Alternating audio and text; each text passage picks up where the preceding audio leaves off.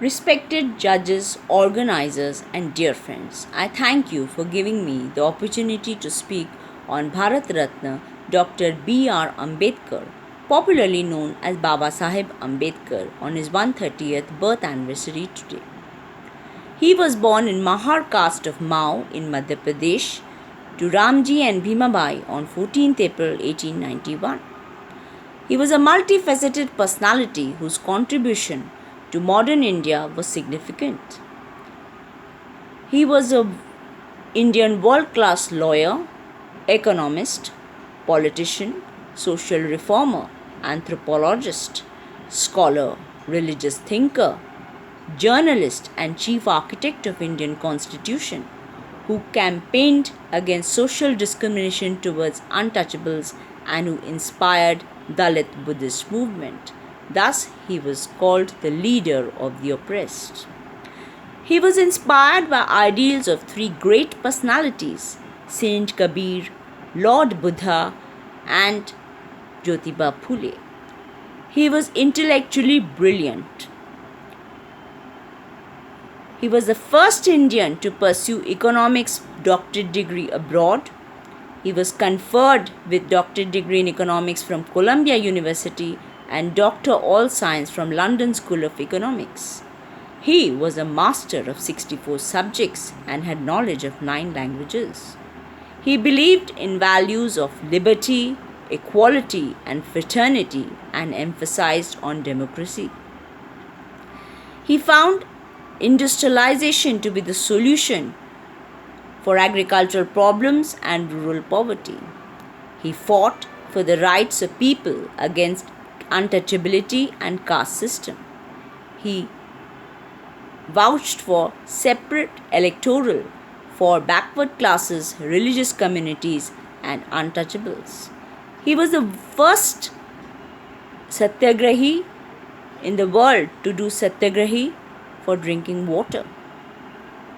He was a compassionate human being who stood for social justice, equality, and morality. He was the law minister of independent India in Nehru's cabinet and was the chairman of the drafting committee of the Indian Constitution. He was appointed to write India's new constitution. The preamble, the directive principles of state policy, the fundamental rights and fundamental duties were all drafted in the constitution under his supervision. He called the right to constitutional remedies as the heart and soul of the Indian Constitution because that was the only right which made all other rights effective. He was the father of the Indian Constitution. His message to the youth was, be educated, be organized, and be agitated. In his famous quote, I measure the progress of a community with the degree of progress women have achieved. He emphasized on gender equality.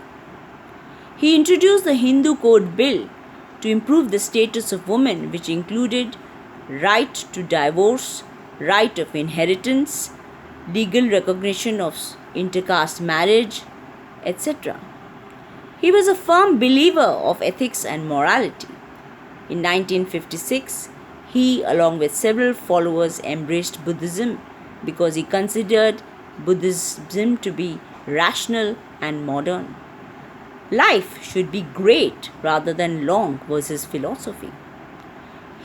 Several followers of his today are living a life of self-respect and dignity.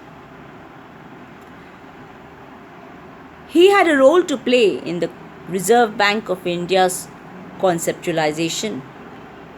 He is credited of giving place to the Ashok Chakra in the Indian tricolor. His book, Waiting for a Visa, is used as a textbook at Columbia University. He was voted as the greatest Indian in a poll conducted by TV18 and CNN-IBN in 2012. He was a visionary of better India and human rights. His life is a stellar example of taking charge of one's life. I would like to conclude by a motivational quote from Dr. B.R. Ambedkar. Cultivation of mind should be the ultimate aim of human existence. Thank you.